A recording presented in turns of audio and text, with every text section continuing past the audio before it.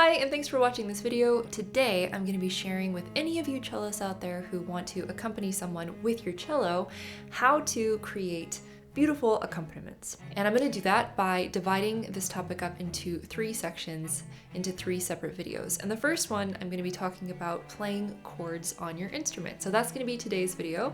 And then my second video, I'll be discussing how you can create different textures with different bow techniques that can add some variety in sound. In the third video, I'll be discussing voice leading, contrapuntal motion, and how you can create really beautiful lines if you don't want to be playing chords. Before we get started, I'd like to tell you about this video's sponsor, Tomplay. Tomplay is an online platform and app that features interactive sheet music and beautiful, high-quality backing tracks that can accompany you while you practice. Their sheet music catalog includes over 40,000 sheet music titles for a total of 28 instruments in a range of different skill levels. Tomplay provides annotation tools, a built-in metronome, and a looping function. It allows you to speed up or slow down the accompaniment, and you are also able to print your scores. To summarize, using Tomplay will help you make the most out of your practice time, and by signing up, not only will you have access to this excellent resource, but you are helping to support my channel and the content that I make. So to sign up, the link for their 14-day free trial is in the video description below. Before I show you how to actually play chords on the cello, I should probably go into a little bit of music theory and explain what a chord actually is. And it's easiest to see the layout of a chord if you look at the piano. So let's go over there.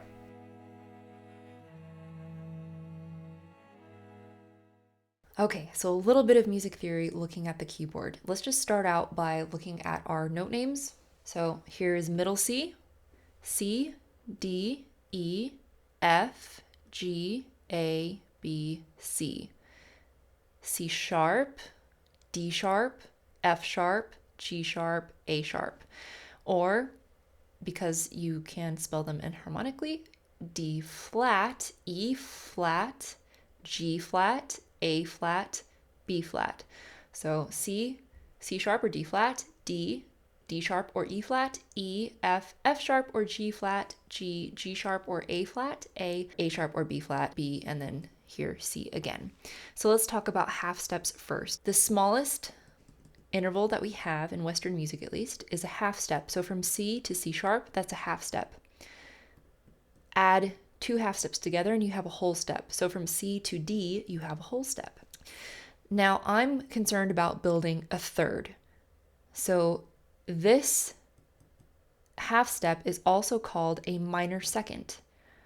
A whole step is called a major second. This is a minor third, and this is a major third. So you'll be able to hear the difference if you play a minor third. See how it kind of sounds sad? And then follow that up with a major third. Sounds happy. So minor third, major third. Now how we build chords is that we stack thirds on top of each other. So a major chord is a major third on bottom and a minor third on top. Now if I want to play a minor chord, I have a minor third on bottom and a major third on top. You can also make what's called a diminished chord, a diminished triad. And that's when you have a minor third on bottom and a minor third on top. So that is a diminished chord. Now you can also have an augmented chord, which means that you have a major third on bottom and a major third on top. So major third on bottom, major third on top. And there you go. So now you may ask, well, how do I know the name of the chord that I'm playing? You want to look at the bottom note, the note that those thirds are stacked on top of. This is also called our root. So we'll call this our root. And then this is the third of the chord. And then this right here is the fifth of the chord. So here's our root, our third, and our fifth. Now you can play these in different orders, and this would be considered an inversion of that chord. Let's say that I didn't want to have C on the bottom, but I still wanted to play a C chord. Well, the main thing is that I just include all of the notes of a C chord. So the 3 notes that are in a C chord are C, E, and G. If I have those 3 notes, no matter what order they're in, it will be a C chord. So I could take this C and I could put it up an octave way up here. This is also a C chord. It's just a different inversion. Let's use one more example. Let's build an A minor chord. So A, if this is C, this is B, this is A. So here's A. Let's build A minor. So A, we need a minor third on the bottom. Sounds sad, right? So there's our minor third. We need a major third on top. We put those together, we have A minor.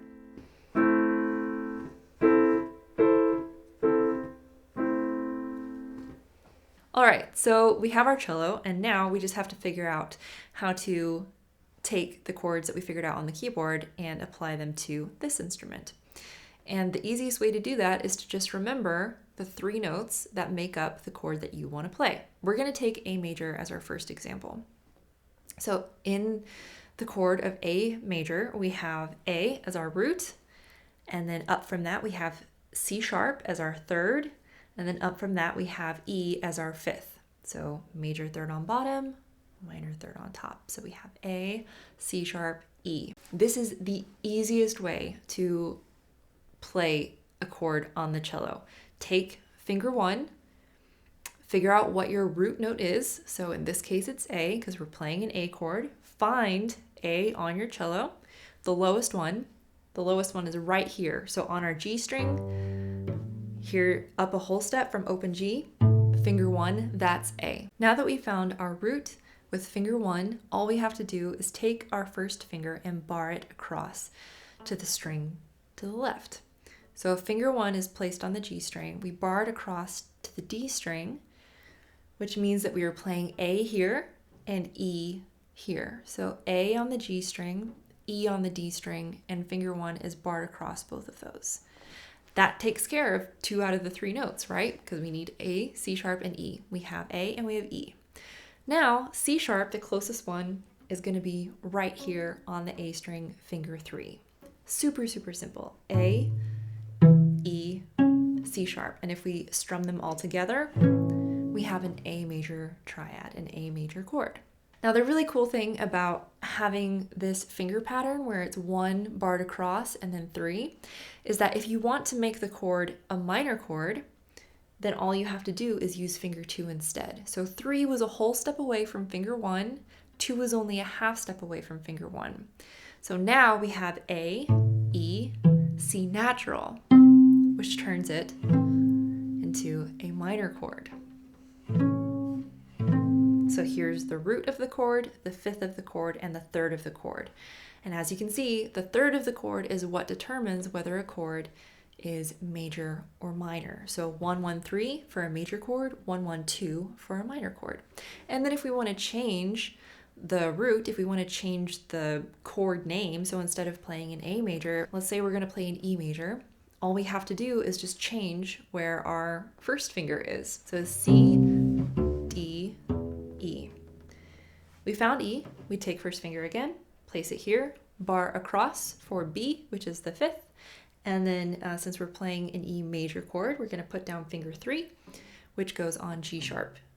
E, B, G sharp. And there you have an E major chord. An E minor chord, again, just use finger 2 instead. E major, E minor. Now, if you are rapidly going from chord to chord, you could change up the finger pattern if you'd like, but you're still probably gonna bar whatever finger you have on the root across. Let's say we're going from D major, D, A, F sharp, to E minor. So what we can do, instead of shifting our whole hand from 1, 1, 3 up to 1, 1, 2, which works fine, D major, E minor, instead what we can do is 1, 1, 3, 3, 3, 4. So that spares us from having to shift. So that's an option as well. What's really handy is if you have a chord that utilizes your open strings, right? So C major, you just open C, open G, which is up the 5th, and then the 3rd is E right here. So open strings, you only have to put 1 finger down. So that would be C major, and then over here would be G major, where we utilize open G, open D, and then B. I hope that makes sense.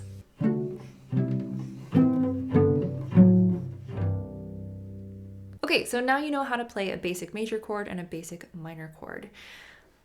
Where we can start having more fun is when we add seventh chords to things. And I should probably take us back to the piano and show you what I mean by that.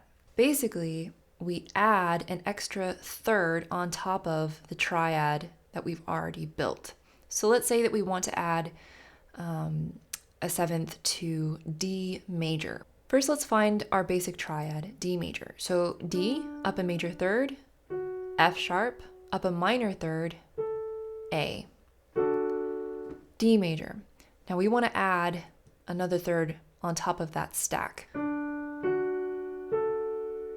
And what we're going to do, this is called a dominant 7, and it's the most common type of seventh chord. It's where you add a minor third on top of that major chord. So here is D major.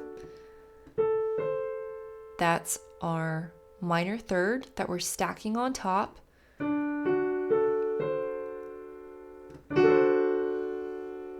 Because it's so common, we just label that whenever we're writing in a chord chart, we just label it D7, a capital D followed by a 7. So D major. We can do an inversion of that.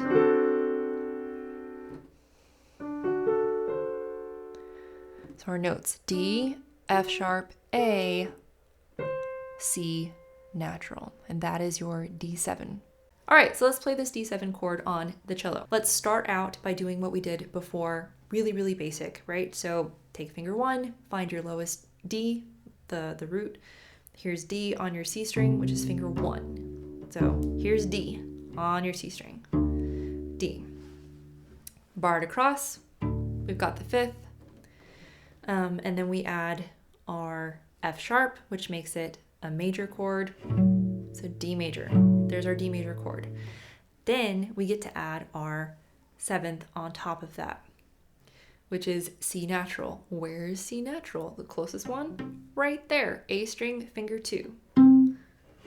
Super, super handy, and that's your D7 chord. So let's say we want an A minor 7th chord. This gets a little bit trickier because whenever we were doing the D7 chord, we were able to start on the C string, so that frees up the A string for us to put that 7th on the A string, right? You had 4 strings to play with. But let's say that you don't have that C string option because you're starting, the root has to be on the G string. So this A minor 7th chord is a really good example of that. So the notes that we need in this one are A, C natural, sounds sad, right? A, C natural, E, and then we want a G natural. So that's up a minor third, up a major third, minor 7th, up a minor third right here. Starting off same as we always do, finger 1 on root. There's A taken care of, lay it across, there's E taken care of. Now for our third, we can't play it on this string because that'll mess this up. So we have to throw it up the octave and play it over on the A string, right? So 1, 1, 2, A minor, super basic like we've talked about. Now where do we add the 7th, right? Because we need a G natural, but it's like, okay, well, where do you put that? Because you can't use open G because we have A there. So what we can do, and this is actually really cool, the 5th of a chord, we don't have to play it for our ear to hear it. If you have a root and a third, that actually gives your brain all the information it needs to hear the full chord, whether it's a major chord or a minor chord. So because the 5th can be eliminated, that gets rid of our need to keep this E in place, which is great because the G that we're needing is right here. So instead of, we play, and that gives us our 7th chord. All right, so now time for some practical application. I am going to play the first verse from the song Autumn Leaves, and you see if you can spot where I play a 7th chord.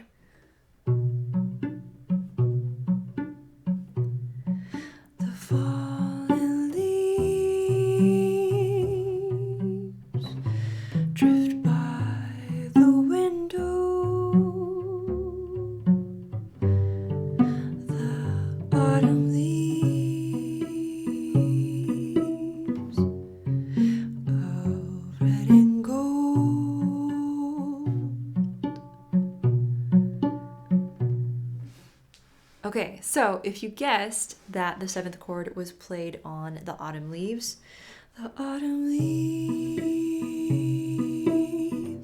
that's right. That is a C sharp half diminished 7th chord. So here's our root C sharp, up a minor third to E, up another minor third to G, and then we're going to add a B natural as our 7th. This last third is actually a major third. So we have minor third, major third. This by itself, that's just a diminished chord. But by adding a major third on top of that stack, we're turning it into a half diminished 7th chord. If we had chosen to play a B flat instead, so a minor third, it would have been fully diminished, a fully diminished 7th chord. But since we have minor, major, then that is what makes it a half diminished 7th chord.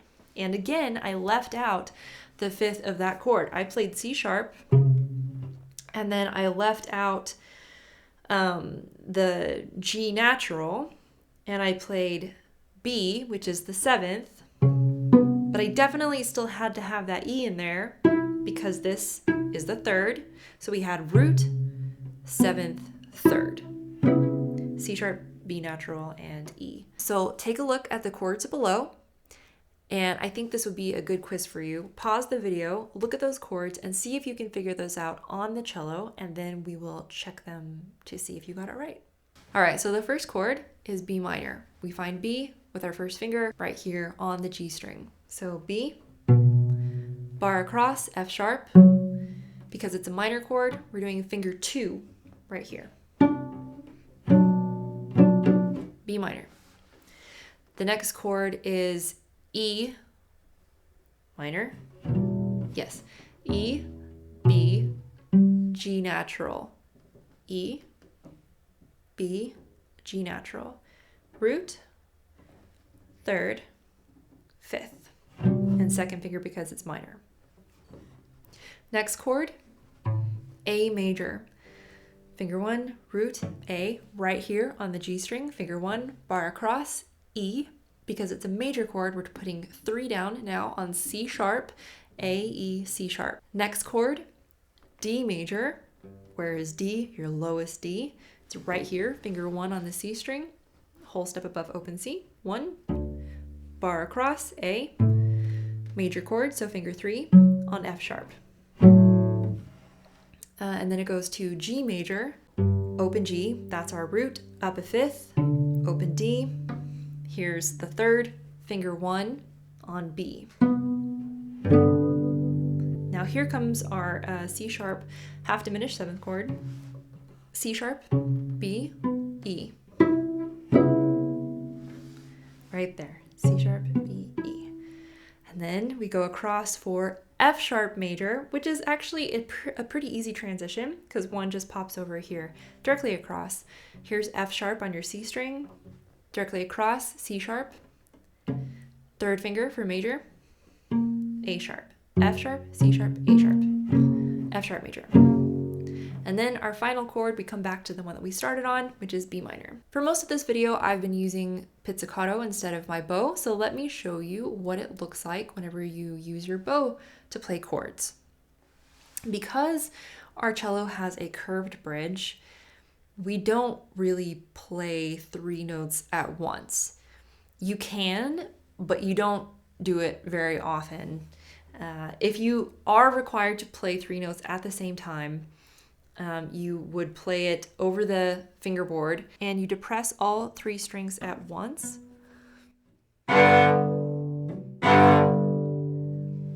Like that, but it's very rare for music to require you to do that.